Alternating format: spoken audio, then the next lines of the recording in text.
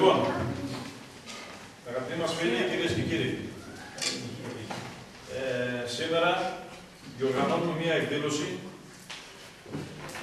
που στόχο έχει να ακουστούν κάποια πράγματα από ειδικούς ανθρώπους οι οποίοι έχουν ψάξει, ειδικούς πάνω σε θέματα ιστορίας, λαογραφίας, γλωσσολογίας, εθνολογίας και με πολλές άλλες δραστηριότητες. Έχουμε τη χαρά να έχουμε σήμερα μαζί μας τον κύριο Γιουματζίδη Δημητρίου, ο οποίος βρίσκεται δίπλα μου, ο οποίος είναι φυσικός του Πανεπιστημίου του Ρώμης με ειδίκευση στην κυβερνητική, καθηγητής πληροφορικής στο πρώτο γυμνάσιο Έδεσσας, γραμματέας του Συλλόγου Απογόνων Μακεδονομάχων Έδεσσας, μέλος της κίνησης πολιτών Ιωάννης Δραγούνης Έδεσσας, αρθρογράφος στη μηνιαία εφημερίδα Αδέσμευτη Έδεσσας και συντονιστής του κοινού του Μακεδόνου. Επίσης, τον κύριο Ευαγγελίδη Δημητρίου, ο οποίος είναι πίσω σας, κατάγεται από την Έδεσσα, σπούδασε φυσικές επιστήμες, βιολογία, γεωλογία στο Πανεπιστήμιο Θεσσαλονίκης, ειδικός σε θέματα ανθρωπολογίας, εθνολογίας και γλωσσολογίας. Το πάθος και η ενασχόλησή του με όλα αυτά τον οδήγησαν στη συμμετοχή πάρα πολλών βιβλίων και άρθρων. Το συγχωρέστε με κύριε Ευαγγελίδη, αλλά είναι τόσα πολλά που δεν μπορώ να τα αναφέρω. Απλά στη συνέχεια έχει φέρει κάποια βιβλία και όποιος θέλει μπορεί να τα αγοράσει, να τα προμηθευτεί. Επίσης, μαζί μας βρίσκεται και ο κύριος Βαλσαμίδης Μανώλης. Κύριε Βαλσαμίδη, ως ένας από εσάς. Δεν ξέρω πώς να σας παρουσιάσω, βέβαια.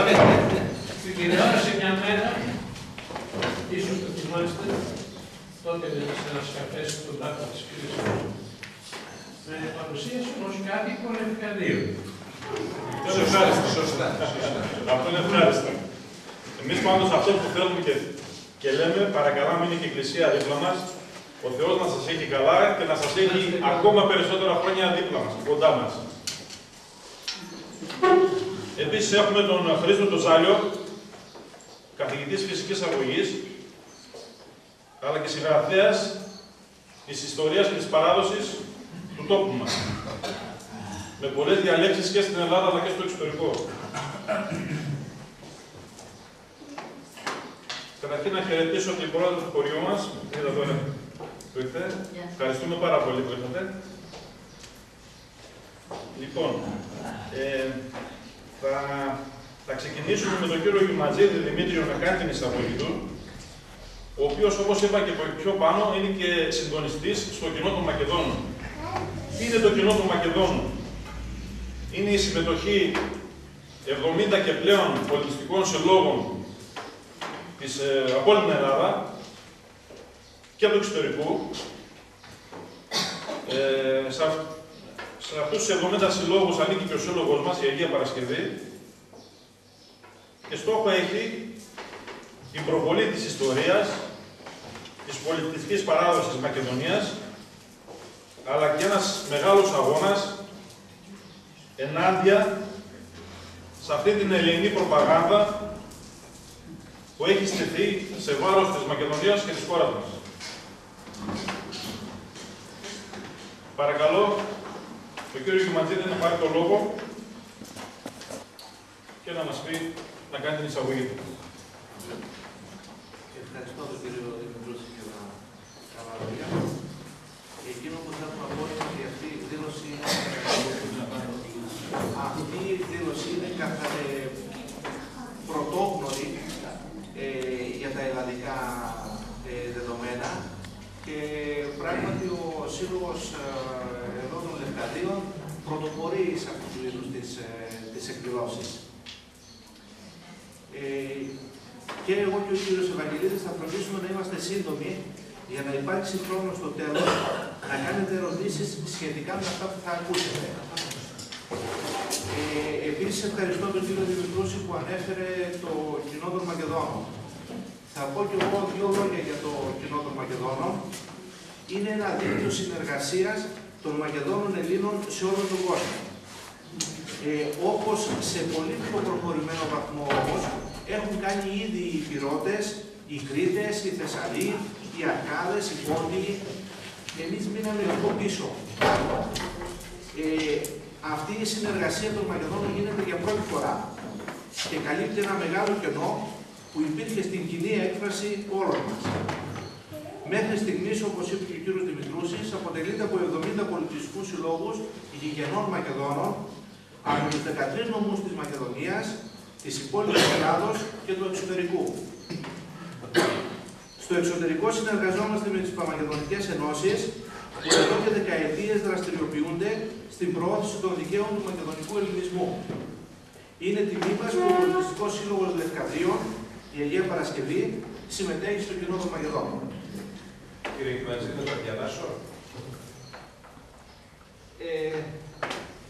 Εδώ είναι οι σύλλογοι που απαρτίζουν το κοινό των Μακεδόνων. Να μην τους διαβάσουμε όλους. Απλώς τους έχουμε βάλει κατά περιοχή από την Δυτική Μακεδονία, Κεντρική Μακεδονία, Ανατολική Μακεδονία, όλη την Ελλάδα.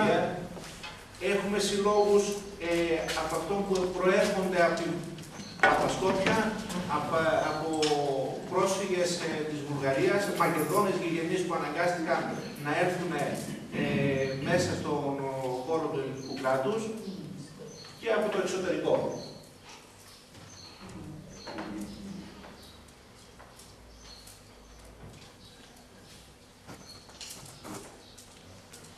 Εντάξει. Μία από τις θέσεις του κοινού των Μακεδόνων είναι η απομυθοποίηση και απενεχοποίηση των εντόπικων. Για τη διαμόρφωση αυτής της θέσης δεν χρειάζεται καμία ιδιαίτερη προσπάθεια. Πολλά μέλη μας μιλούν τα εντόπικα ή τους είναι πολύ οικεία. Εγώ προσωπικά είμαι Πόντιος από πατέρα και Μακεδόνας από μητέρα. Υπήρξα γραμματέας του Συλλόγου Ποντίων Έδεσας και τώρα είμαι γραμματέας του Συλλόγου Απογόνων Μακεδονομάχων Έδεσας και συντονιστής του κοινού των Μακεδόνων. Οι παππούδες από τη μεριά του πατέρα μου μιλούσαν τα ποντιακά, οι παππούδες και οι συγγενείς από τη μεριά της μητέρας μου μιλούν τα εντόπικα. Ζω στη Μακεδονία, είμαι Μακεδόνας και αγωνίζομαι για τα δίκαια του μακεδονικού ελληνισμού. Έτσι απλά. Η γενική θέση μας για τις γλωσσικές εκφράσεις των Ελλήνων διαμορφώθηκε από την επιστημονική μας γνώση, ενισχύθηκε από τα προσωπικά μας βιώματα, αλλά επιβεβαιώθηκε πλήρως από μια επιστολή διαμαρτυρίας που έστειλαν το 1903 οι κάτοικοι της πόλης του μοναστηρίου προς τη γαλλική κυβέρνηση. Ήταν τότε που οι Βούλγαροι ονόμαζαν Βούλγαρο όποιον μιλούσε ντόπικα. Τώρα όποιον μιλάει ντόπικα τον λένε μη Έλληνα. Η ιστορία επαναλαμβάνεται απλά. Στην επιστολή αυτή μεταξύ άλλων αναφέρεται λαλούμεν ελληνιστή, βλαχιστή, αλβανιστή, βουλγαριστή, αλλά ουδέν ήτονες μεν άπαντες Έλληνες και ουδενή επιτρέπομεν να αμφισβητεί προς εμάς τούτο. Η παραπάνω φράση της επιστολής κρύβει όλη την αλήθεια. Σήμερα σε ελεύθερη μετάφραση θα μπορούσαμε να το πούμε. Μιλάμε ελληνικά, βλάχικα, αλβανικά και βουλγαρικά, αλλά είμαστε Έλληνες και κανέναν δεν επιτρέπουμε να το αμφισβητεί αυτό. Αυτά δηλαδή που εμείς αισθανόμαστε να πούμε σήμερα, τα έχουν πει και άλλοι συμπατριώτες μας πριν 110 χρόνια. Θα αναφερθώ τώρα πολύ σύντομα σε αυτές τις γλωσσικές εκφράσεις. Τα βλάχικα είναι μια λατινογενής γλώσσα. Ομιλήθηκαν από αρχαιοελληνικά φύλλα και διαμορφώθηκαν στον ελλαδικό χώρο κατά τη διάρκεια της νεολαοκρατίας. Τα αρβανίτικα είναι ένα είδος αλβανικών. Ομιλήθηκαν από υπηρετικής καταγωγής Έλληνες κατά τη διάρκεια της Οθωμανικής κυριαρχίας. Οφείλουμε να τονίσουμε όμως ότι η απελευθέρωση της Ελλάδος οφείλεται και σε ανθρώπους που μιλούσαν βλάχικα ή αρβανίτικα. Δυστυχώς όμως δεν υπάρχει χρόνο να αναφερθούμε αναλυτικά στις δύο παραπάνω γλωσσικές εκφράσεις και στις αιτίες που ανάμεσαν τους ελληνικούς πληθυσμούς να τις υιοθετήσουν. Ο κύριος Ευαγγελίδης θα μιλήσει αναλυτικά για τα εντόπια. Εγώ θα αναφερθώ λίγο εκτενέστερα με το τι μιλούσαν οι Έλληνες της Μικράς Ασίας όταν μετά τη Μικρασιατική καταστροφή και τη συνθήκη της Λοζάνης το 1923 αναγκάστηκαν να εγκαταλείψουν τα σπίτια τους και να εγκατασταθούν ως πρόσφυγες μέσα στα όρια του ελληνικού κράτους.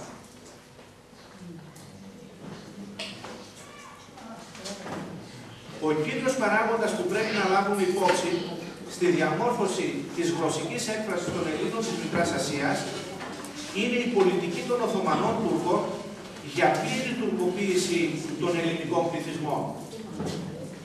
Οι Τούρκοι επιδίωκαν την τουρκοποίηση μέσω του εξισλαμισμού και της υιοθέτησης της τουρκικής γλώσσας. Σε αυτά τα δύο είχαν επικεντρώσει την προσπάθειά τους. Ο εκτουρκισμός γινόταν βία, με σφαγές και εξανθρωποδισμούς σε όσους αντιδρούσαν. Έτσι, οι Έλληνες συγκεκριμένων περιοχών εκτουρκίστηκαν, δηλαδή έχασαν την ελληνική τους γλώσσα και ορθόδοξη χριστιανική πίστη. Αυτοί δεν ήρθαν στην Ελλάδα με την ανταλλαγή των πληθυσμών, γιατί η ανταλλαγή των πληθυσμών μετά τη Μικρασιατική καταστροφή έγινε με μοναδικό κριτήριο τη θρησκεία. Σε ορισμένα όμως μέρη, όπου υπήρχαν συμπαγείς ελληνικοί πληθυσμοί, ήταν δύσκολο να εφαρμοστεί η πολιτική του εκτουρκισμού. Οι Έλληνες αντέδρασαν στεναρά και πολύ οργανωμένα στις αστικές περιοχές με διαμαρτυρίες και στην Ύπαιθρο με ανταρτικά σώματα. Έτσι, κράτησαν και την ορθοδοξία τους και την ελληνική τους γλώσσα. Με την ανταλλαγή των πληθυσμών, είναι αυτοί οι πληθυσμοί των Ελλήνων που ήρθαν στον ελλαδικό χώρο. Μιλούσαν κυρίως ποντιακά και καπαδοκικά και μικρασιατικά ελληνικά, αναλόγως της περιοχής από την οποία ήρθαν. Η ποντιακή διάλεκτος προέρχεται από την αρχαία Ιωνική ελληνική, λόγω κυρίως των πρώτων αφήγων από την Ιωνική Μίλητο. Ήταν πρώτοι οι Μιλήσιοι που απήγησαν τον Πόντο και ίδρυσαν τις πρώτες πόλεις. Αργότερα λέχθηκε και στοιχεία της αρχαίας αιωλικής ελληνικής, λόγω των κατοίκων της Τραπεζούντας της Αρκαδίας, οι οποίοι μετονόμασαν σε Τραπεζούντα την Ιζηνής, την μικρή πόλη Ιζηνής του Πόντου. Στην πορεία δέχτηκε διάφορες επιδράσεις, οι οποίες διαμόρφωσαν τρεις υποδιαλέκτους των ποντιακών. Τα ποντιακά της Τραπεζούντας, τα ποντιακά της Σαμψούντας και τα ποντιακά του Καυκάσου. Η Καπαδοκική είναι ελληνογενής διάλεκτο, συγγενική με την ποντιακή. Αποκόπηκε και αυτή, μαζί με την ποντιακή, από τον ελληνόφωνο κορμό κατά τον 11ο αιώνα εξαιτίας των επιδρομών των Σελτζούκων Τούρκων που κατέλαβαν ένα μεγάλο κομμάτι της Μικράς Ασίας. Παρουσιάζει και αυτή τρεις υποδιαλέκτους. Το ιδίωμα της Ήλης, το ιδίωμα των Φαράσων και το ιδίωμα της κεντρικής Καπαδοκίας. Τα μικρασιατικά ελληνικά έμοιαζαν πολύ με τα νέα ελληνικά, ιδίως τα νησιώτικα, λόγω της γυμνίασης με τον ελλαδικό χώρο και τις κοινές επιρροές. Εκ των πραγμάτων όμως αυτοί οι ελληνικοί πληθυσμοί έπρεπε να μάθουν παράλληλα και τα τουρκικά, για να μπορούν να συναναστρέφονται και να κάνουν εμπόριο με τους Τούρκους. Κατά πλειοψηφία οι Έλληνες της Μικράς Ασίας ήταν έμποροι. και πριν έρθουν εδώ είχαν περίπου το 70% του εμπορίου της Μικράς Ασίας. Στην πράξη, πολλοί από αυτούς, ιδίως των αστικών περιοχών, ήρθαν στην Ελλάδα ως δήλωση. Από εδώ και πέρα αρχίζουν οι εκπτώσεις των Τούρκων.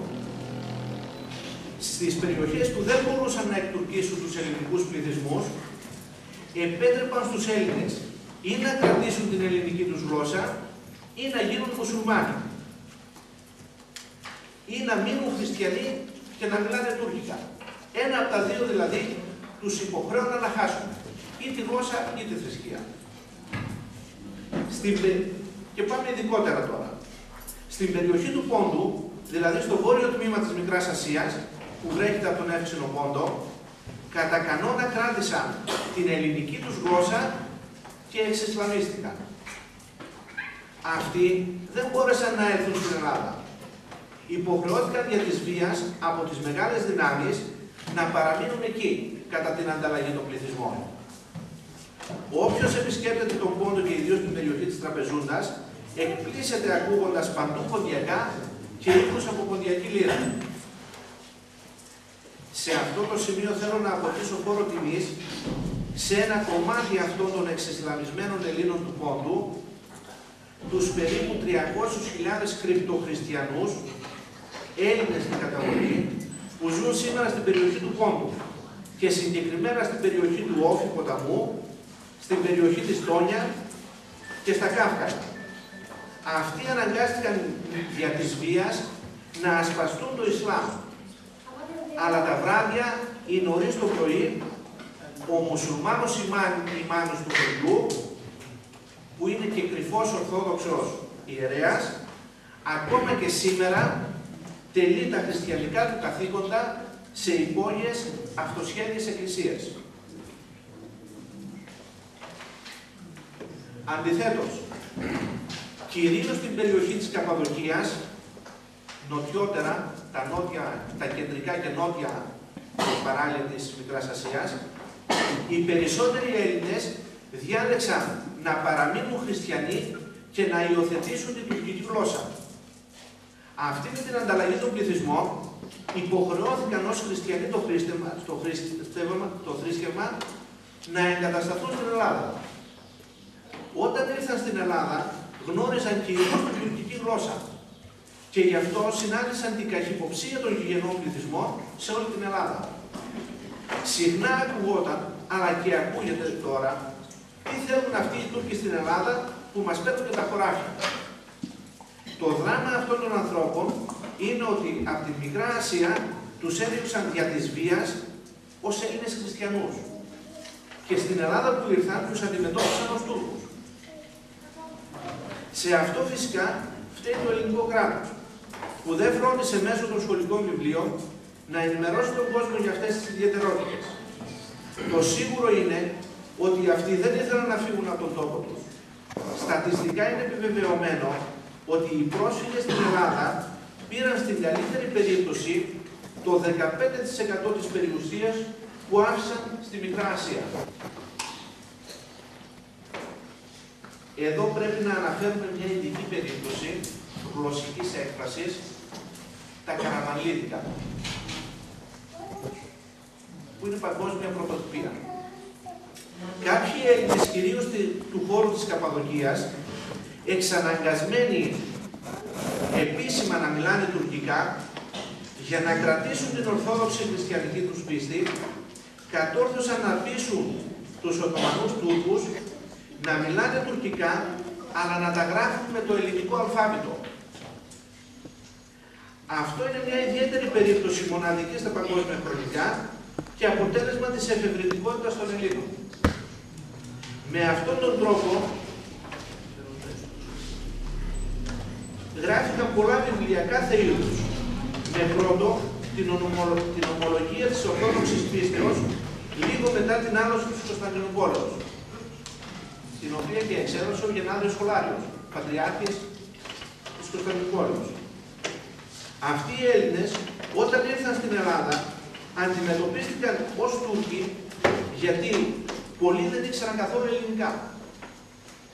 Πού να εξηγήσουν και ποιος να καταλάβει πόσο αγωνίστηκαν να διασώσουν ό,τι μπορούσαν από τον ελληνισμό τους μέσω του αλφαβήτου και της Ορθοδοξίας. Κλείνοντας, θέλω να τονίσω ότι η άγνοια της πλασματικής ελληνικής ιστορίας μας οδηγεί σε λάθος συμπεράσματα. Το ελληνικό εκπαιδευτικό σύστημα δεν ασχολήθηκε ποτέ με τις γλωσσικές ιδιαιτερότητες των Ελλήνων κατά τη Ρωμαϊκή, Βυζαντινή και Οθωμανική περίοδο. Εμείς όμως είμαστε φορείς αυτών των γλωσσικών ιδιαιτεροτήτων και έχουμε υποχρέωση να ξέρουμε ποιες είναι και γιατί δημιουργήθηκαν για να μην γινόμαστε θύματα της κάθε προπαγάνδας. Μητέρα μας είναι το Βυζάντιο και η γιαγιά μας είναι η αρχαιότητα. Όσο και αν αγαπάμε τη γιαγιά μας, δεν μπορούμε να απαρνηθούμε τη μητέρα μας, το Βυζάντιο. Από τα λίγα που είπαμε παραπάνω, φαίνεται ότι κατά τη διάρκεια της εντυπωσιακά ματραίωνης ελληνικής ιστορίας και λόγω των ιδιαίτερων ιστορικών περιστάσεων, σε κάθε περιοχή κάποιοι Έλληνες. Θα διαβάσω. Της κάτω Ιταλίας Ιταλοφώνησαν. Είναι οι σημερινοί Γρεκάνοι. Της Βορείου Υπήρου Αλβανοφώνησαν. Είναι οι σημερινοί Αλβανίτες. Της ορεινής Πίνδου Λατινοφώνησαν. Είναι οι σημερινοί Βλάχοι. Της Κεντρικής και Βόρειας Μακεδονίας Σλαβοφώνησαν. Είμαστε εμείς οι ντόπιοι. Της Μικράς Ασίας τουρκοφώνησαν.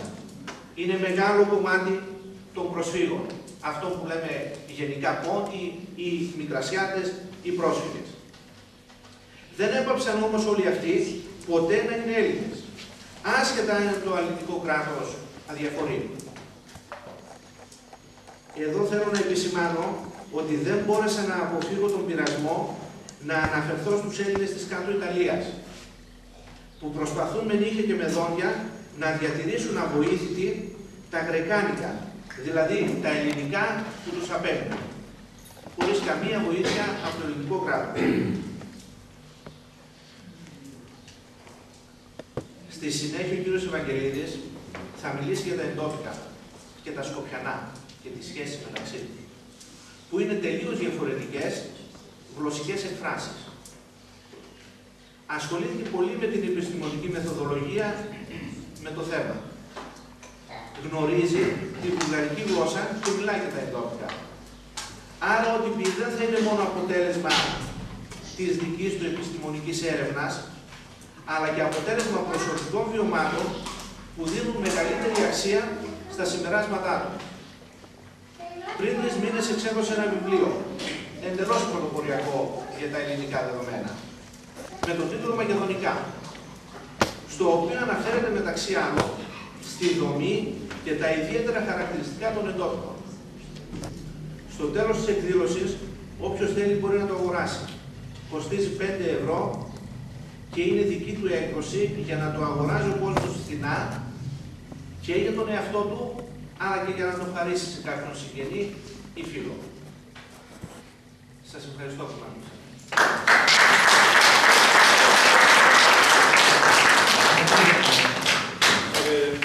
Ευαγγελίδη, που εδώ πάρετε το λόγο να καλωσορίσω τον κύριο Περιφερειακό Σύμβολο, τον κύριο Καλαϊτζέτη Κώστα, και να σας πω ότι αυτή η σημερινή εκδήλωση θα σταλεί σε όλο τον κόσμο και στην Αμερική.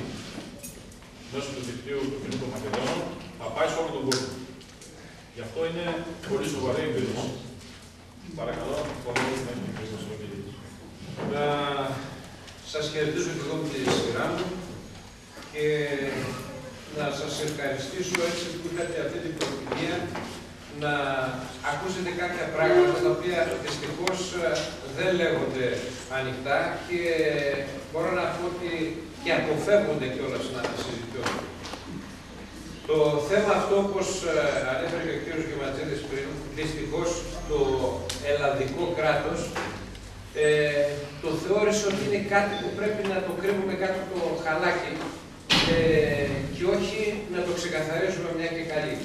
Όπως ανέφερε ο ότι έγινε με τους πρόσφυγες αυτούς που ήρθαν εδώ και μιλούσαν τουρκικά και άλλοι λέγανε «Α, αυτοί είναι Τούρκοι». Το ίδιο έγινε και με εμάς εδώ, όπου ακούγανε όταν μετά την απελευθέρωση της Μακεδονίας με τους πολέμους του 12-13, όπου έρχονταν κάποιοι υπάλληλοι τότε για το νέο ελληνικό κράτος εδώ στις περιοχές που έπρεπε να δημιουργήσει δημόσιες υπηρεσίες κτλ. Είτε υπάλληλοι, είτε στρατιωτικοί, είτε αστυνομικοί, οτιδήποτε άλλο. Χωρίς να φροντίσει, όπως είπα πριν, το ελλαδικό κράτος να ενημερώσει αυτούς τους ανθρώπους για την κατάσταση που υπήρχε εδώ. Και θα ήταν λογικό κάποιος ο οποίος ερχόταν, ξέρω εγώ, από την στερεά Ελλάδα ή την Πελοπόννησο ή την Κρήτη ή από τα νησιά ή από οπουδήποτε αλλού και άκουγε το ιδίωμά μας να θεωρεί ότι μιλούσαμε βουλγάρικα. Αυτό το πράγμα δημιούργησε ένα σωρό παρεξηγήσεις και γενικότερα, επειδή υπήρχε ιδίως την περίοδο του Μεσοπολέμου, δηλαδή μεταξύ των δύο παγκοσμίων πολέμων, υπήρχε μια γενικότερη τάση σε όλες τις χώρες, και δεν ήταν μόνο εδώ στην Ελλάδα, της λεγόμενης γλωσσικής ολοκλήρωσης, ότι η άποψη δηλαδή επιστημονική ότι πρέπει τα ιδιώματα και οι διάλεκτοι πρέπει να σταματήσουν ώστε να μπορέσει πιο εύκολα ο κόσμος με μια γενική παιδεία που θα δοθεί από το κράτος μέσα στο σχολείο να μπορέσει να μορφωθεί περισσότερο, να μην υπάρχουν αναλφάβητοι κτλ. Και όπως είπα προηγουμένως, ότι αυτό το πράγμα δεν ήταν μόνο στην Ελλάδα. Δηλαδή στην Αγγλία, για παράδειγμα, που θεωρείται και πιο προοδευμένη χώρα κτλ. Αυτοί που μιλούσαν τα ουαλικά αντιμετώπιζαν πολύ άσχημες συμπεριφορές. Τα παιδιά που πηγαίναν στο σχολείο τα χτυπούσαν, τα τιμωρούσαν κτλ. Αν ακούγαν να μιλάνε ουαλικά και όχι τα αγγλικά.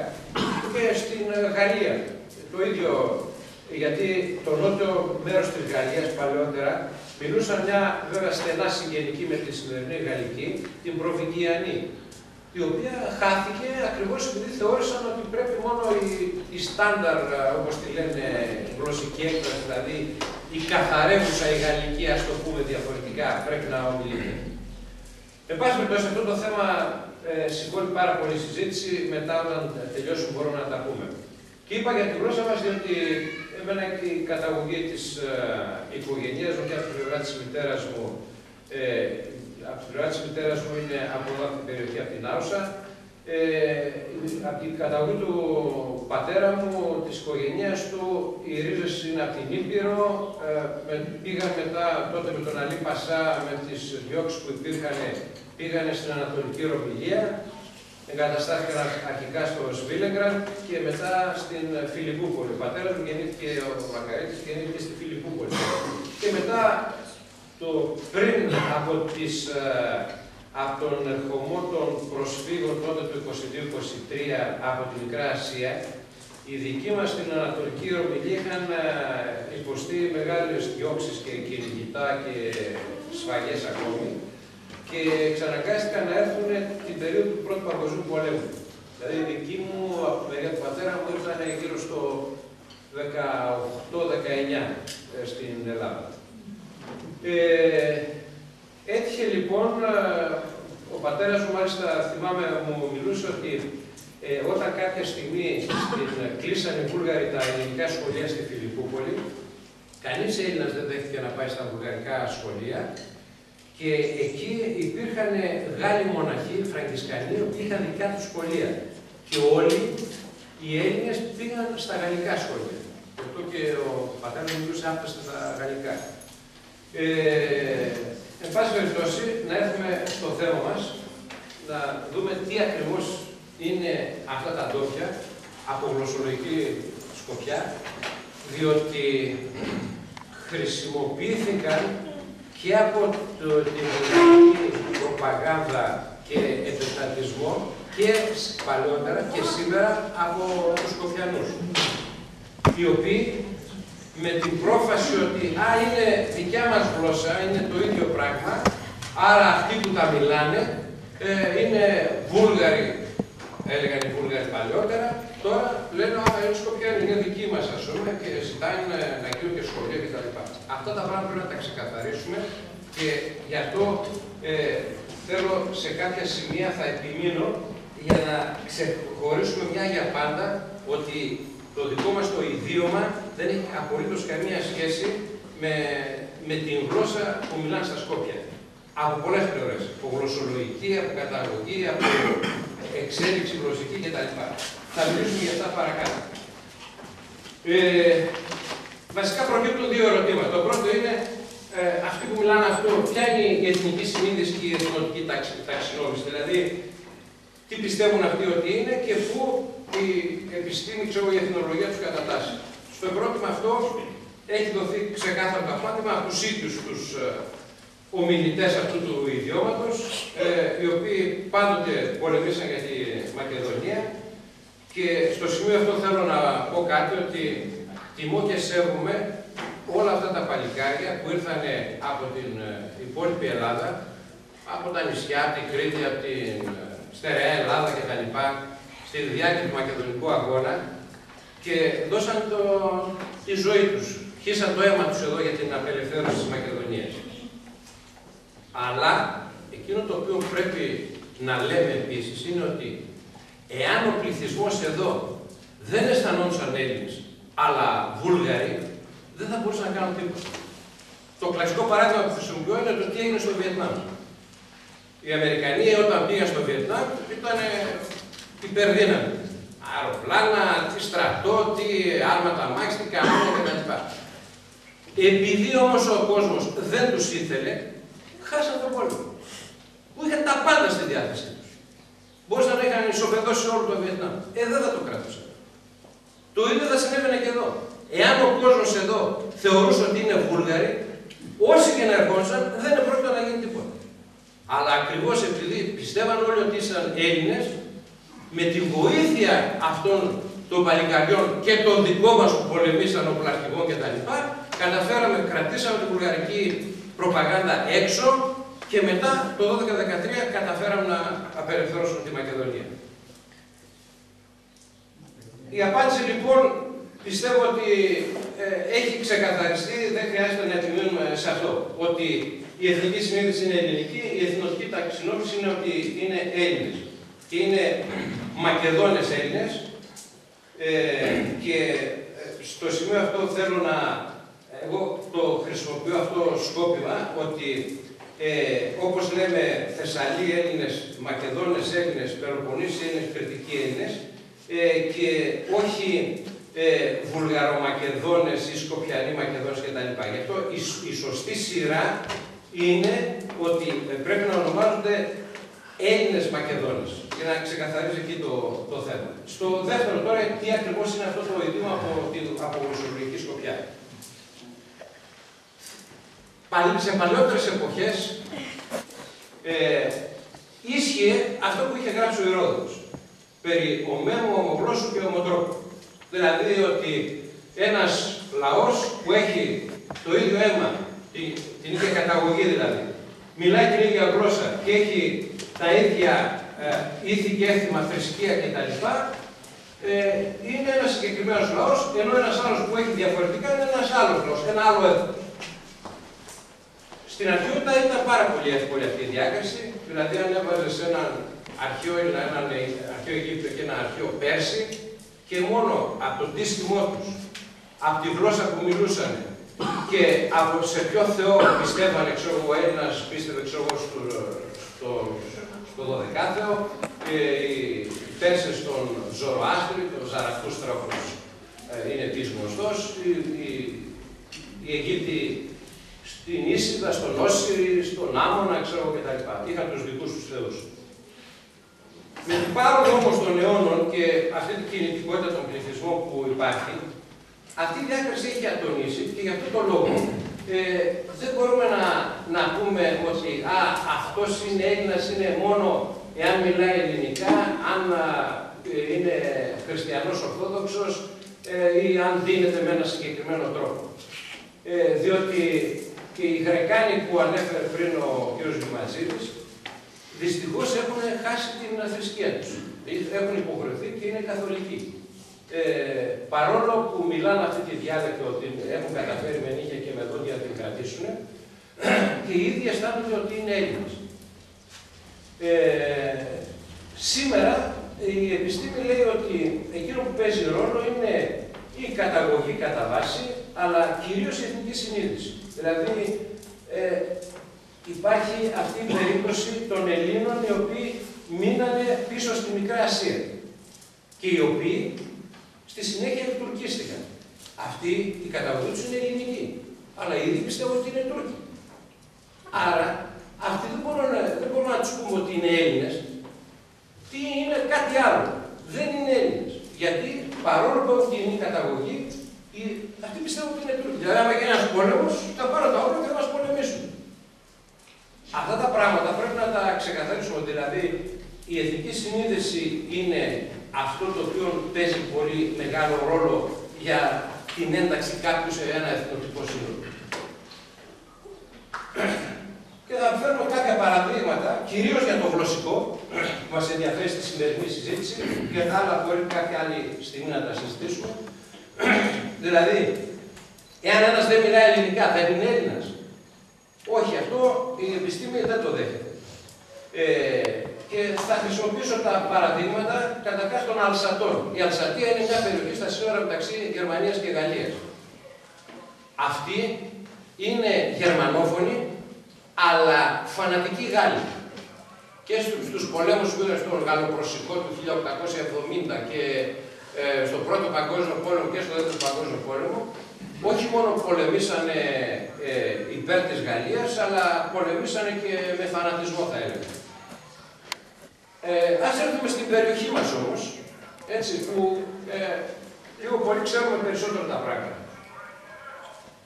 Υπάρχουν στην πρώην Ιουγκοσλαβία, υπήρχαν οι Σέρβοι, οι Κροάτες και οι Μαυροβούνοι, οι οποίοι μπορεί να ήσαν πολίτες Ιουγκοσλάβοι, αλλά, όπως έλεγε η ταυτότητά τους, αλλά άμα τους ρωτούσες τι είσαι εσύ, ο Σέρβος θα σου έλεγε εγώ είμαι Σέρβος, ο Κροάτης θα σου έλεγε ότι είμαι Κροάτης. Θεωρούσαν τον εαυτό τους, παρόλο που μιλούσαν την ίδια γλώσσα, τα σερβοκρατικά. Έτσι. Και όχι μόνο θα σου έλεγε ο ένας εγώ είμαι Σέρβος και ο άλλος θα σου έλεγε Κροάτης, αλλά ξέρουμε και το μίσος το οποίο υπάρχει μεταξύ Σέρβων και Κροατών. Και στη διάρκεια του Δεύτερου Παγκοσμίου Πολέμου και τώρα τα τελευταία τι γίνανε με τους πολέμους που σφαχτήκαν κτλ. Γιατί τους χώριζε η θρησκεία. Διότι οι μεν Σέρβοι ήσαν Ορθόδοξοι, οι Κροάτες ήσαν Καθολικοί. Αλλά εδώ, αν πάμε στο τρίτο παράδειγμα στους Μαυροβούνιους, θα δούμε ότι ούτε η θρησκεία παίζει ρόλο. Δηλαδή, οι Μαυροβούνιοι είναι και αυτοί οι Ορθόδοξοι, όπως και οι Σέρβοι. Και όμως θεωρούν τον εαυτό τους ότι είναι μέλη ενός άλλου έθνους, του έθνους των Μαυροβουνίων. Οι οποίοι λέει: εμείς είχαμε και βασίλειο παλιά και τα λοιπά. Και τώρα βλέπετε έγινε δημοψήφισμα και είπαν ότι εμείς δεν θέλουμε με τους Σέρβους να είμαστε ένα κράτος, εμείς θέλουμε να κάνουμε το δικό μας κράτος. Παρόλο, επαναλαμβάνω, που μιλάνε και την ίδια γλώσσα και την ίδια θρησκεία. Να προχωρήσουμε παρακάτω, να πούμε δύο λόγια για τη σχέση γλωσσών και διαλέκτων, για να μας βοηθήσει να καταλάβουμε έτσι στη συνέχεια περισσότερο ακριβώς τι είναι αυτό το ιδίωμα το οποίο μιλάμε. Ότι εκτός από τις γλώσσες υπάρχουν και οι διάλεκτοι, όπου σε μια βασική γλώσσα, σε κάποιες περιοχές τα μιλάνε κάπως διαφορετικά. Αυτό το πράγμα είχε βασανίσει πολλά χρόνια τους γλωσσολόγους, που ψάχνουν να βρουν κριτήρια πότε μια διάλεκτος είναι διάλεκτος και όχι πλήρης γλώσσα. Αυτό τώρα σήμερα λίγο πολύ έχει ξεπεραστεί με την πρόοδο της επιστήμης και έχουν βρεθεί κάποιοι όροι όπου ξεκαθαρίζουν λίγο πολύ αυτά τα πράγματα. Δεν θα σταθώ γιατί θέλει να μιλήσουμε έτσι με λεπτομέρειες και με γλωσσολογικούς όρους και δεν θέλω να σας κουράσω. Απλώς να συγκρατήσουμε τη φράση που είπε ένας Εβραιογερμανός γλωσσολόγος, ο Μαξ Βάινράιχ, ότι μια γλώσσα είναι μια διάλεκτος εξοπλισμένη με στρατό και ναυτικό. Αυτό κρατήστε το, θα το πούμε παρακάτω. Εκτός από τις κύριες γλώσσες που υπάρχουν, τα κινέζικα, τα ελληνικά, τα γερμανικά κτλ., Υπάρχουν και λεγόμενες βοηθητικές γλώσσες. Οι βοηθητικές γλώσσες είναι δύο ειδών. Είναι αυτές οι οποίες φτιάχτηκαν ώστε να μπορέσουν να εξυπηρετήσουν το εμπόριο, την επικοινωνία μεταξύ λαών που μιλάνε διαφορετικές γλώσσες. Η πιο γνωστή από αυτές είναι η Εσπεράντο, η οποία μετά το Δεύτερο Παγκόσμιο Πόλεμο είχε γνωρίσει πολύ μεγάλη διάδοση. Είχαν γίνει και σύλλογοι, θυμάμαι και στην Έδεσα είχαν βρεθεί κάποιοι δικηγόροι και τα λοιπά, κάποιοι άλλοι έτσι είχαν κάνει μια ομάδα εκεί. Ήταν μια πολύ έτσι απλοποιημένη τεχνητή γλώσσα, που χρησιμοποιούσε κατά βάση τα λατινικά και με αυτήν προσπαθούσαν να τη διαδώσουν ώστε όλοι να τη μιλάνε και να μπορούν να συνεννοούνται, Ρώσοι με Ισπανούς, Νορβηγοί, με Έλληνες κτλ. Η προσπάθεια όμως αυτή απέτυχε διότι προχώρησε πάρα πολύ η γνώση της αγγλικής γλώσσας, η οποία σαφώς είναι πιο ολοκληρωμένη από την τεχνική αυτή γλώσσα την Εσπεράντο, και ατώνησε αυτή η ιστορία και πια κανείς δεν ασχολείται. Παλαιότερα, πριν από το Δεύτερο Παγκόσμιο Πόλεμο, στο Μεσοπόλεμο, υπήρχε και μια άλλη προσπάθεια με την Βολαπίκ, όπως λεγόταν, και άλλες τέτοιες προσπάθειες για μια διεθνή γλώσσα να φτιαχτεί. Υπάρχουν όμως και άλλες γλώσσες, οι οποίες δημιουργήθηκαν ιστορικά. Είναι οι λεγόμενες γλώσσες επαφής, όπου άτομα από διαφορετικές χώρες, από διαφορετικούς λαούς, από διαφορετικά έθνη, για εμπορικούς λόγους κυρίως και όχι μόνο, προσπάθησαν να βρουν έναν τρόπο, ένα μέσο συνεννόησης. Στους μεσαιωνικούς χρόνους, στην περιοχή της Ανατολικής Μεσογείου, είχε δημιουργηθεί αυτή από μόνη της η lingua franca, κατά λέξη σημαίνει φράγκικη γλώσσα. Είναι επειδή έτσι οι Άραβες ονομάσανε όλους αυτούς από την Ευρώπη, τους ονομάζαν Φράγκους, και επειδή μιλούσαν αυτή τη βοηθητική γλώσσα, ονομάστηκε lingua franca.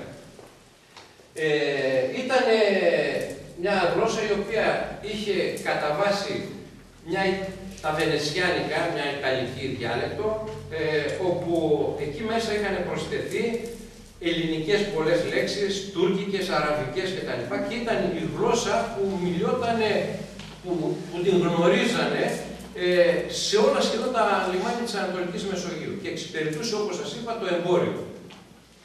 Μια άλλη τέτοια γλώσσα είναι τα Pidgin English, όπως λέγονται, όπου δημιουργήθηκε από την προσπάθεια των Άγγλων εμπόρων να συνδεθούν με τους Κινέζους εκεί που πηγαίνανε να αναπτυχθεί το εμπόριο, όπου σήμερα, ας πούμε, είναι, αν μπορούμε να πούμε, σπαστά αγγλικά, δηλαδή το pidgin, αυτός ο όρος, ας πούμε, που χαρακτηρίζει αυτού του είδους τις γλώσσες, στο ιδίωμα αυτό είναι το αντίστοιχο της αγγλικής λέξης business.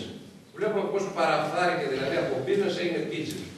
Με τον όρο λοιπόν pidgin χαρακτηρίζουμε όλα αυτά τα τεχνητά δημιουργήματα, τα οποία φτιάχτηκαν για να εξυπηρετήσουν τον κόσμο που μιλούσε σε διαφορετικές γλώσσες. Ο ορισμός, ας πούμε, ο επίσημος, ο γλωσσολογικός, είναι ότι pidgin σήμερα ονομάζουμε γενικότερα, δηλαδή ξεφεύγοντας από αυτό το συγκεκριμένο τα pidgin English που μιλούσαν, όπως είπαμε, στην Κίνα, είναι ένα γλωσσικό ιδίωμα, μείγμα δύο ή περισσότερων γλωσσών, με εξαιρετικά απλοποιημένη γραμματική και λεξιλόγιο, που χρησιμοποιείται για την επικοινωνία μεταξύ διαφορετικών πληθυσμών, οι οποίοι έχουν τις δικές τους γλώσσες ως μητρικές. Στην περίπτωση, γιατί έχουμε και τέτοιες περιπτώσεις, που ένα τέτοιο ιδίωμα καταλήξει να γίνει η κύρια γλώσσα ενός πληθυσμού, τότε αναφερόμαστε σε κρεολή γλώσσα. Τι ακριβώς λοιπόν είναι το ιδίωμα το οποίο μιλάμε, όπου σήμερα υπολογίζεται ότι έχουν μείνει 10 με 15.000 άτομα που το κατανοούν, το καταλαβαίνουν δηλαδή, αλλά δυσκολεύονται να το μιλήσουν, και 4-5.000 που το μιλούν με ευχέρεια. Τα ποσοστά, η αριθμή αυτή προφανώς δεν είναι πλήρης. Προσπάθησα από διάφορες πηγές έτσι να βρω ένα μέσο όρο, γιατί ποτέ δεν έχει καταγραφεί οι ομιλητές αυτού του ιδιώματος, ούτε έχουν γίνει έρευνα συστηματική από τα από κάποια εκπαιδευτικά ιδρύματα, πανεπιστήμια, οτιδήποτε άλλο. Είναι υπολογισμοί δικοί μου. Σήμερα πρακτικά αμυγή λαγόφωνοι δεν υπάρχουν. Οι περισσότεροι είναι, όλοι σχεδόν, εκτός από ίσως κάποιες σπάνιες περιπτώσεις σε κάποια απομακρυσμένα χωριά, όλοι είναι δίγλωσσοι. Δηλαδή μιλάνε και τα ελληνικά και το εκείνο το οποίο είναι σημαντικό είναι ότι η εξέλιξη αυτού του ιδιώματος σταμάτησε στις αρχές του 20ου αιώνα με την απελευθέρωση τότε της Μακεδονίας, όπου ανοίξαν πια σχολεία, άρχισαν να πηγαίνουν τα παιδιά σχολεία να μαθαίνουν τα ελληνικά, τα κανονικά κτλ. Δεν υπήρχε πια λόγος να διατηρηθεί αυτό το ιδιώμα και έτσι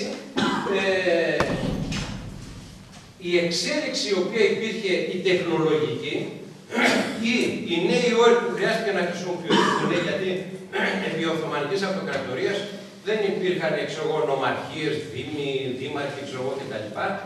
Ή χρησιμοποιούσαν κάποιες συγκεκριμένες τουρκικές λέξεις για να πούνε, το λέγανε ο μπέις της έδεσας, που ήταν υποτίθεται κάτι αντίστοιχο με τον δήμαρχο. Και έτσι, τουλάχιστον εμείς στην έδεσα κάνουμε πολλές φορές καλαμπούρια όταν κάποιος θα μιλάει μισά και μισά, χιόταν νομαρχίατα. Θα πάω στην νομαρχία. Γιατί ακριβώς η λέξη νομαρχία δεν υπήρχε στα ντόπια, γιατί δεν χρειάστηκε να υπάρχει. Δεν υπήρχε τότε ο θεσμός της νομαρχίας. Και μου βγάζαμε έναν δήμαρχό του, θα το πω στον δήμαρχο. Που είναι πηγή έτσι ένα σώρο ανεκδότων στα δικαστήρια που τα έλεγε ο άλλος μισά ντόπια, μισά ελληνικά, χειρονόσα παρεξηγήσεις. Πάση περιπτώσει. Αυτή η δίγνωση κάτοικοι του βορειοελλαδικού χώρου είναι απόγονοι χριστιανικών πληθυσμών που επί τουρκοκρατίας ζούσαν σε αυτόν τον χώρο που τον ευρύτερο, δηλαδή πάμε και πέρα τα σύνορα πιο πάνω, η λεγόμενη ιστορική Μακεδονία. Έχουν ελληνική καταγωγή, αλλά όπως φαίνεται πρέπει να έχουν αφομοιώσει σε κάποιες περιόδους και κάποια σλαβικά στοιχεία που είχαν εγκατασταθεί κατά τους Βυζαντινούς χρόνους στην περιοχή, τα οποία στη συνέχεια εκχριστιανίστηκαν αρχικά και στη συνέχεια εξελληνίστηκαν και γλωσσικά και πολιτιστικά. Σύμφωνα με τον αείμνηστο, τον μακαρίτο γλωσσολόγο, τον Νικόλαο Ανδριώτη, η σλαβική γλώσσα άρχισε να διαδίδεται επί Βυζαντίου στις περιοχές εδώ της Μακεδονίας με τους εξής τρόπους. Ο πρώτος τρόπος ήταν από Σλάβους δούλους που οι Βυζαντινοί γεωκτήμονες εγκαθιστούσαν στα κτήματά τους ως αγρότες. Η δεύτερη περίπτωση ήταν από Έλληνες εχμαλώτους των Βουλγάρων που έμαθαν σλαβικά, ήταν μια εύκολη γλώσσα, και μετά την απελευθέρωσή τους και την επάνωδό τους, συνήθως μετά από αρκετά χρόνια όταν γυρνούσαν, μετά από ανταλλαγές εχμαλώτων κτλ., εξακολουθούσαν για λόγους ευκολίας να τα χρησιμοποιούν. Και τρίτον, οι συναλλασσόμενοι με Σλάβους Έλληνες μάθαιναν εύκολα σλαβικά οι Έλληνες, ενώ η εκμάθηση ελληνικής από τους Σλάβους ήταν πιο δύσκολη, γιατί τα ελληνικά ήταν πιο εξελιγμένη γλώσσα από γλωσσολογική πλευρά, σίγουρα πιο δύσκολη. Πότε εμφανίστηκε αυτό το ιδίωμα? Από τα στοιχεία τα οποία υπάρχουν, φαίνεται ότι και εδώ έχει σημασία, διότι λέγονται πολλά παραμύθια για την γλώσσα των Σκοπίων. Θα αναφερθούμε στη συνέχεια γι' αυτό. Αλλά η επιστημονική έρευνα εντοπίζει ότι αυτό πρέπει να δημιουργήθηκε στο 18ο αιώνα. Υπάρχει λόγος γιατί δημιουργήθηκε εκείνη την εποχή. Ήταν καταρχάς στον χώρο εδώ της Μακεδονίας υπήρχαν ένα σωρό πληθυσμοί οι οποίοι μιλούσαν τις δικές τους γλώσσες. Υπήρχαν οι Τούρκοι, υπήρχαν Έλληνες, υπήρχαν Εβραίοι στη Θεσσαλονίκη, Βούλγαροι, οι Βλάχοι, Αρμανίτες. Έπρεπε λοιπόν να βρεθεί ένας τρόπος επικοινωνίας μεταξύ αυτών των πληθυσμών που μιλούσαν διαφορετικές γλώσσες. Γιατί δεν έγινε πιο μπροστά? Διότι τότε η επικοινωνία μεταξύ των πληθυσμών ήταν εξαιρετικά δύσκολη, λόγω και της καταπίεσης των Οθωμανών, αλλά κυρίως και των εξισλαβισμών και των σφαγών που γινόντουσαν. Οι κάτοικοι σαν απομονωμένοι είχαν φύγει σε κάποια απομακρυσμένα ορεινά χωριά, δεν υπήρχε επικοινωνία. Από την ώρα που άρχισε, και εδώ βλέπετε πώς συμπίπτει και πώς εξηγείται γιατί στον 18ο αιώνα, δηλαδή 1700 τόσο ας πούμε, άρχισε αυτό το ιδίωμα να διαδίδεται. Είναι η περίοδος που μετά το 1683 που έγινε η δεύτερη πολιορκία της Βιέννης και στην ουσία συνετρίβει η Οθωμανική στρατιά μπροστά στα τείχη της Βιέννης, αρχίζει η κατάρρευση ουσιαστικά της Οθωμανικής Αυτοκρατορίας. Έχουμε διάφορες συνθήκες που υπογράφηκαν εκείνη την περίοδο, μεταξύ Αυστριακών κυρίως, τότε ήταν η Αυστρο-Ουγγρική Αυτοκρατορία εκεί, η οποία αποσπούσε συνέχεια κομμάτια από την Οθωμανική Τουρκία και οι Ρώσοι στη συνέχεια, όπου φτάνουμε το 1774 στο αποκορύφωμα με τη συνθήκη του Κιουτσούκ-Καϊναρζή, όπου οι Ρώσοι αναλαμβάνουν επισήμως με υπογραφή του Σουλτάνου να είναι οι προστάτες των χριστιανικών πληθυσμών που ζουν μέσα στην Τουρκία. Αυτές όλες, δηλαδή η βαθμία υποχώρηση του τουρκικού κράτους και όλων αυτών τα οποία την απόλυτη κυριαρχία που είχαν και κάναν ό,τι θέλανε, τις βιοπραγίες και όλα αυτά, είχε ως αποτέλεσμα ο κόσμος στην Ύπαιθρο να ανασάνει και σιγά σιγά να αρχίσει να δημιουργείται ένα εμπόριο, πολιτιστικές ανταλλαγές μεταξύ διαφόρων χωριτών, διαφόρων περιοχών κτλ. Και τότε υπήρξε ανάγκη για τις δημιουργίες αυτού του ιδιώματος, που δημιουργήθηκε με γλωσσολογική βάση μια δυτική βουλγάρικη διάλεκτο, η οποία απλοποιήθηκε πάρα πολύ και αυτό μαθαινόταν πάρα πολύ εύκολο. Δηλαδή, ξέρω εγώ, η βουλγάρικη γλώσσα έχει 3 συζυγίες, τα τόπια κάτι μία και μόνο. Φωνητικά, γλωσσολογικά, ξέρω εγώ, απλοποιήθηκε πάρα πολύ και σε αυτό το υπόστρωμα προσθέθηκαν ένα σωρό όροι, λέξεις, ορολογίες κτλ. Ελληνικές, βλάχικες, αρβανίτικες, τούρκικες και έγινε αυτό, γι' αυτό το ονομάζω ιδίωμα, τα ντόπια. Εκείνο που εντυπωσιάζει τους γλωσσολόγους είναι ακριβώς η ευκολία με την οποία μαθαίνεται αυτό το ιδίωμα. Και έχουμε καταγεγραμμένες περιπτώσεις όπου βλακόφωνα χωριά από ένα σημείο και έπειτα πήγαιναν σλαβόφωνα. Αρβανιτόφωνα, επίσης έγιναν σλαβόφωνα. Έχουμε την περίπτωση των Ρωμά, οι οποίοι εγκαταστάθηκαν σε κάποιες περιοχές. Υπάρχουν αυτούς που συνήθως τους λέμε γύφτους, οι οποίοι στη έδραση υπάρχουν στο Καραμάν, στην Νάωση στον Άγιο Γιώργη, υπάρχουν σε χωριά, σε περιοχές κτλ. Οι οποίοι αυτοί είναι το ίδιο με αυτούς που λέμε επίσης Τσιγκάνους ή Αθήγανους, οι οποίοι στην πραγματικότητα, εθνολογικά, ήταν ένα Ινδικό φύλλο. Αυτοί ήρθαν από τις Ινδίες και όχι από την Αίγυπτο. Γιατί κάποια περίοδο υπήρχε αυτή η παρανόηση ότι ήρθαν από την Αίγυπτο Αιγύπτιοι, Γύφτοι. Γι' αυτό προέρχεται ο όρος Γύφτη. Αυτοί ήρθανε την περίοδο του Βυζαντίου. Πιθανολογείται ότι πρέπει να ήταν κάποια ομάδα από αυτούς που ονομάζουν στις Ινδίες παρείες, που είναι εκτός κάστας. Μην σας λέω λεπτομέρειες. Στις Ινδίες υπάρχουν κοινωνικές και επαγγελματικές τάξεις, οι οποίες λέγονται κάστες και οι οποίες είναι πολύ κλειστές και δεν μπορεί να πάει ο ένας από τη μία στην άλλη. Υπήρχε και μια ομάδα πληθυσμού, η οποία ήταν εκτός κάστας. Αυτοί είναι οι παρείες, οι οποίοι κάναν τις πιο βρώμικες δουλειές, ήταν ας πούμε εκτός κοινωνίας στην ουσία.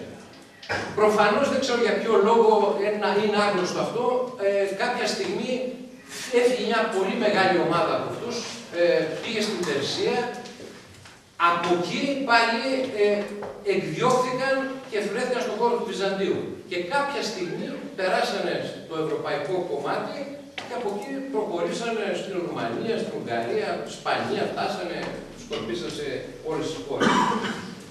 Κάποιοι εξακολούθησαν να είναι ομάδες και ασχολούνταν μάλιστα με συγκεκριμένα επαγγέλματα, όπως οι σιδεράδες.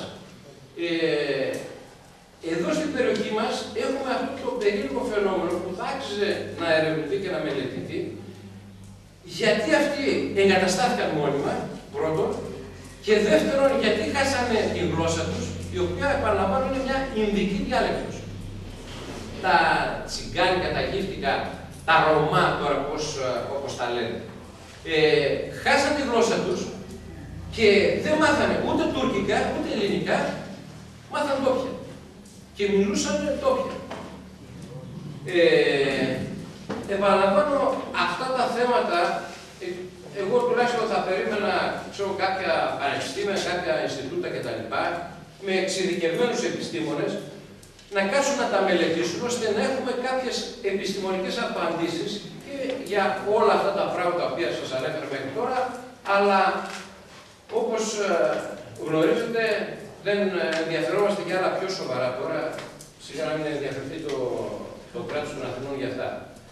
Εκείνο όμως που θέλω έτσι να μας μείνει είναι ακριβώς η ευκολία η οποία εκμαθάναν αυτό το ιδίωμα και η χρηστικότητα η μεγάλη. Θα σας αναφέρω ένα περιστατικό το οποίο έγινε πέρυσι την Άνοιξη. Ήρθανε από την Τουρκία εκδρομής, όπως πάνε οι δικοί μας να δουν τα μέρη που ζούσαν οι παππούδες και τα λοιπά, ήρθαν από την Τουρκία στην περιοχή της Αλμοπίας, στην Αριδαία και στα γύρω χωριά. Με ένα έτσι λεωφορείο και πήγαν εκεί να ρωτήσουν πού είναι το σπίτι του τάδε, αν υπάρχει, ξέρω εγώ, του τάδε κτλ. Οι κάτοικοι εκεί δεν ξέρανε προφανώς τουρκικά, οι Τούρκοι δεν ξέρανε ελληνικά, αγγλικά σιγά δεν μπορούσαν να συμμετούν και τελικά κάποιοι από αυτούς που ήσαν μεγαλύτερης ηλικίας γνωρίζαν ντόπια οι Τούρκοι. Ήταν από αυτούς που είχαν φύγει από την περιοχή και συνεννοήθηκαν τελικά στα ντόπια. Οι κάτοικοι εκεί με τους Τούρκους αυτούς. Δηλαδή, καταλαβαίνετε ας πούμε το πόσο εύκολα αυτό το ιδίωμα έτσι δημιουργήθηκε, εξαπλώθηκε και χρησιμοποιείται. Και ήταν λογικό ας πούμε να επικρατήσει αυτό, διότι την εποχή και της Οθωμανικής Αυτοκρατορίας, όπως ξέρετε, δεν υπήρχαν ούτε σχολεία, ούτε φροντιστήρια, πολύ περισσότερο. Εντάξει, σιγά σιγά σε κάποιες πόλεις, περιοχές, στην Έδεσα, στην Άουσα, στην Βέρεια, στη Θεσσαλονίκη, έτσι ξέρω εγώ, στην Πορσάλικα, στο Αγιά, σε πόλεις δηλαδή, υπήρξαν κάποια σχολεία, αλλά αυτά, όπως καταλαβαίνετε, αφορούσαν τους κατοίκους εκεί των πόλων και που είχαν και μια οικονομική δυνατότητα να στείλουν τα παιδιά στο σχολείο. Στην Ύπαιθρο υπήρχε δυσκολία μεγάλη και γι' αυτό έτσι δεν υπήρχε η γνώση, η διατήρηση καλύτερα της ελληνικής γλώσσας, η οποία κατά ορισμένους συγγραφείς, εγώ δεν βρίσκω αυτή την ερμηνεία έτσι και τόσο σωστή, ότι μάθανε και μιλούσαν τα ντόπια, διότι φοβόντουσαν να μιλήσουν ελληνικά για να μην τους πάρουν τα παιδιά με το παιδομάζωμα οι Τούρκοι, που προτιμούσαν τα Ελληνόπουλα. Τέλος πάντων, είναι μια άποψη και αυτή, η οποία εγώ τουλάχιστον δεν την ασπάζω.